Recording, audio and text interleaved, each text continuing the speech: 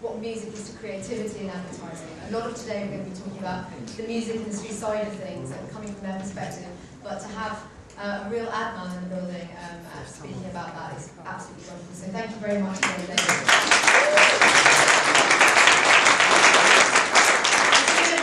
Running a little bit behind schedule, ever so slightly, and we seem to have lost our moderator for the next panel. So I'm just going to plough on ahead and give you my super fast 5-minute presentation, which is really not, it can't really be a presentation, but it is, it's a plea as much as anything else.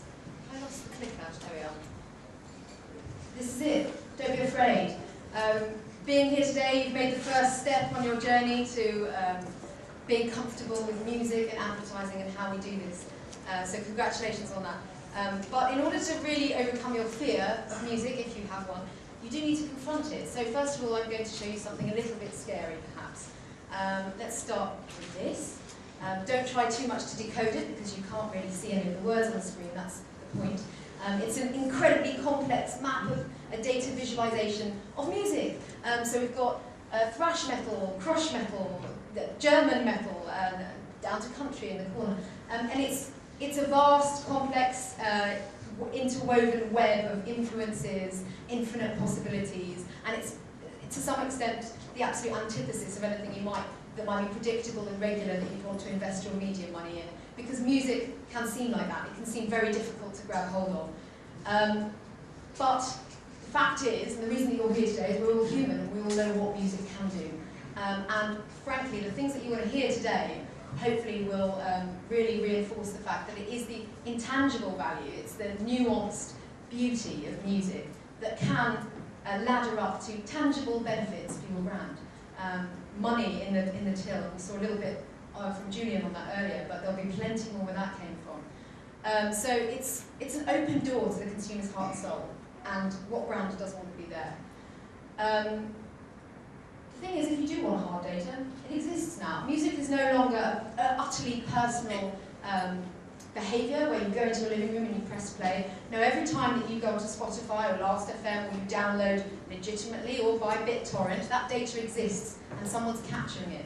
And there are people now who can give you absolutely quantifiable data relating to music and your demographic. And these are just two of the people that I've pulled out today. Music dealers will be speaking later about the kind of research they're doing. Fantastic stuff. I urge you to really see that presentation later on in the day. And then also Music Metric are upstairs, and they can show you graph after graph on your specific demographic, your target audience, what they're listening to, what they're doing, what times of the week they might be listening to this particular piece of music or this particular genre, what they're downloading online and when. Some really interesting stuff, some insights. We know so much about what our target audience read, what they watch on TV, but do you know what kind of insights there might be that might exist out there? It's probably not something you've explored, but it's now available to you. So I'd urge you to go and see both of those guys. Scare number 2, the language is really scary, hence glossary in the conference flyer. I hope you've all got one, there are a couple more here. That is as basic as I could possibly try to make it. But the language can be scary. There's a lot of jargon in this industry, and I'm very aware that some of you in the room who perhaps don't deal with bottom-line kind of TV advertising might not know some of the terms that get very easily bandied about in the music industry. It can keep people out, but that's the last thing we want, because frankly it's your money. If you're going to invest in music, you want to know exactly where it's going and how it's going to be used. So I would really urge you to speak to someone who understands the language, and then actually push them to work for you, to make music work really hard for you. Why? Because it can save you money. Do you know what a try-on is? Do you know what simultaneous release might mean?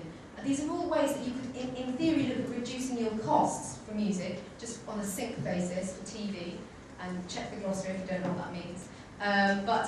There are lots of different methods that you can use here to negotiate music. Music is essentially always a negotiation when it comes to price, which is the complex, legal, scary bit of it, and the jargon centre, really. So it can also help you do really cool things. So if you understand the words, you understand the system, or if you have someone who does, they understand the system and can bring new things to you and new opportunities, and that's what today is all about. So we'll move on to that in a second with the third scary graph, care of the PRS, who have all the data on the music industry, really. They've got their acronym is explained in the glossary as well. But this is basically the most simple articulation I've ever seen of the music industry. And as you can see, it's really, really complex. And there's quite a lot of different individuals and groups and different bodies involved. All that you need to know about this are the arrows. And those arrows indicate money. So that's money being exchanged, money being sent in one direction or the other, or sometimes each way. And that's because there's actually lots of money out there.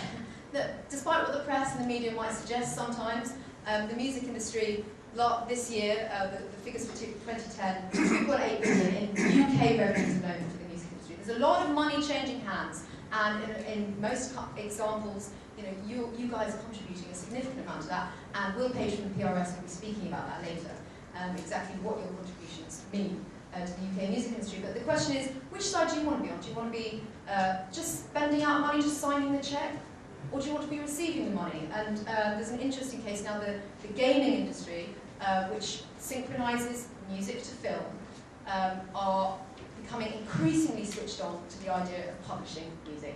It's very straightforward for them. They essentially are already publishing music. They're putting it out and people are listening to it. But when they publish it officially, it does mean that they collect royalties, they collect revenue from them pushing the music out. So there's a question of, are you really exploring all the options available to you for your brand, as you have if you're making TV advertising and audio product anyway. So the opportunity is great, and that's all that today is about.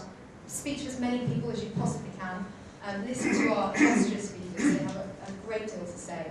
And just please don't be afraid, ask the questions, and thank you very, very much for coming in today.